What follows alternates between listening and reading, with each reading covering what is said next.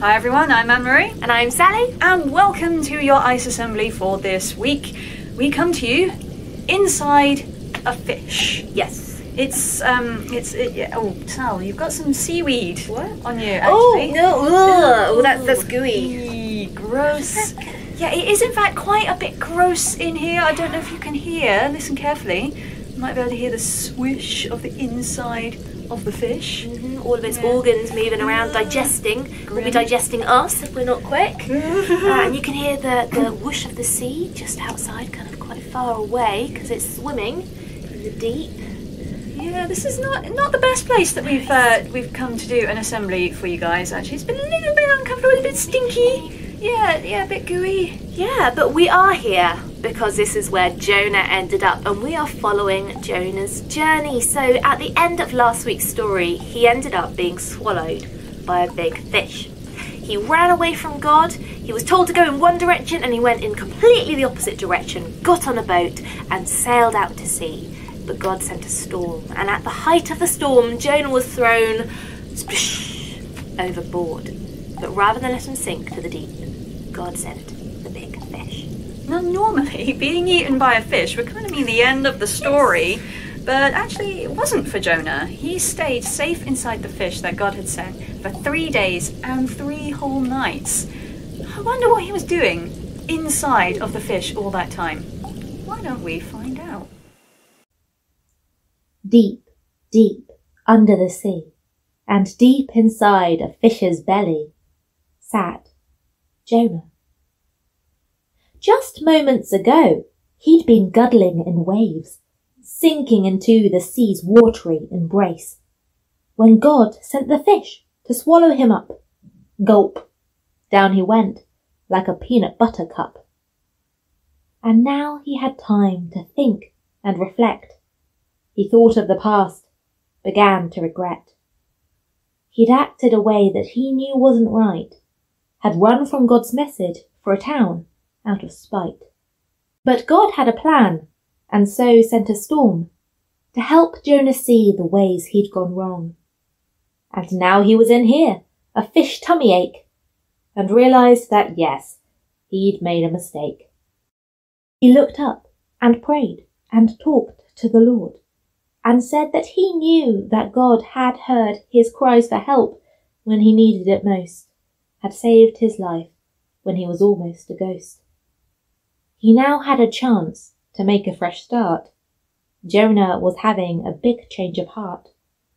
He promised to keep his word and to go to the city he hated because God asked him. So, the next part is icky. It's really not nice. But a man in a belly is hard to displace. The fish swam up close to the glistening sand and puked out poor Jonah, face down, onto land. God's voice it came down and said, Jonah, go. And this time, our prophet, he didn't say no. He got up and brushed off the goop and the mess. He looked toward Nineveh, and then he said yes.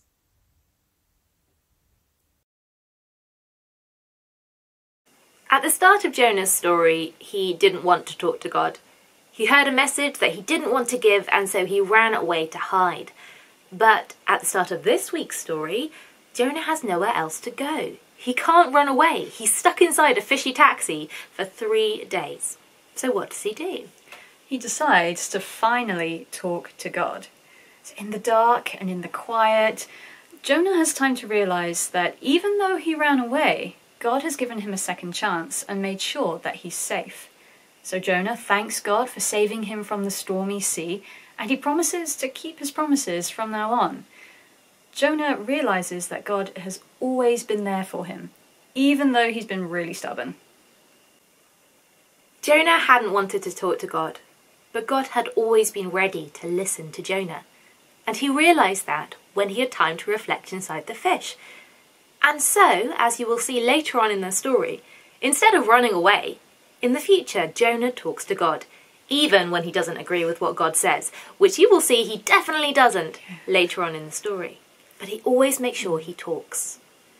And you see, we can be quite a lot like Jonah. When things go wrong with our relationships, often we want to run away as well. Maybe we've had a bit of a falling out with our friend, and so we might want to try and avoid them the next time we see them.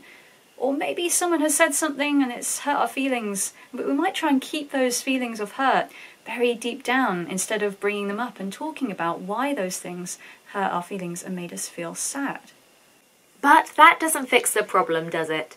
Running away and avoiding someone can make a falling out last for longer, and bottling up feelings can leave you feeling worried and anxious, and that's not a pleasant feeling to carry around.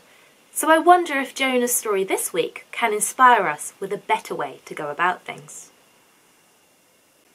God gave Jonah time by himself to think and reflect. Reflection is really helpful because it can help us to feel calm and give us time with our own thoughts. If you've had a falling out with a friend, taking some time out by yourself can be a very helpful tool. Jonah realised when he was in the belly of the fish all the good ways that God had looked after him. He realised that God had given him a second chance and helped him through. He hadn't had time to think about that when he was in the middle of the storm because he was tossing and turning far too much. There was no time. But time inside the fish's belly gave him the time he needed to reflect. Having some quiet time alone after a falling out can help you to realise what it is that's really upset you, and so you can share that with your friend when you make up. And maybe it can help you think about something you need to say sorry for, so you can help that friend to make up as well. And then it can remind you of all the great things that you like about that friend, and remind you why that friendship's so precious in the first place. God was there to listen when Jonah was ready to talk.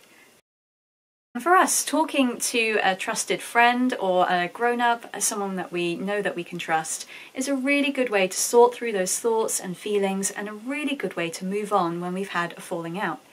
It can also help release all those bottled up feelings, which can help resolve all of those relationship challenges, actually making those friendships even stronger. And being a good friend means being ready to listen when someone else comes along and they want to talk to try and make up. That's a really good way to show that you care about the friendship too, is being ready to listen, as well as being ready to talk. And we see in today's story that God was ready to listen to Jonah. He didn't give up on him. Even though Jonah had gone the other way, God was ready to listen when Jonah was ready to talk. So we can be inspired by God in our friendships to not give up on one another, being ready to talk to each other, to work through those challenges, and being ready to listen to each other too. So, let's have some time now to reflect on the things that we thought about today and to pray and ask for God's help.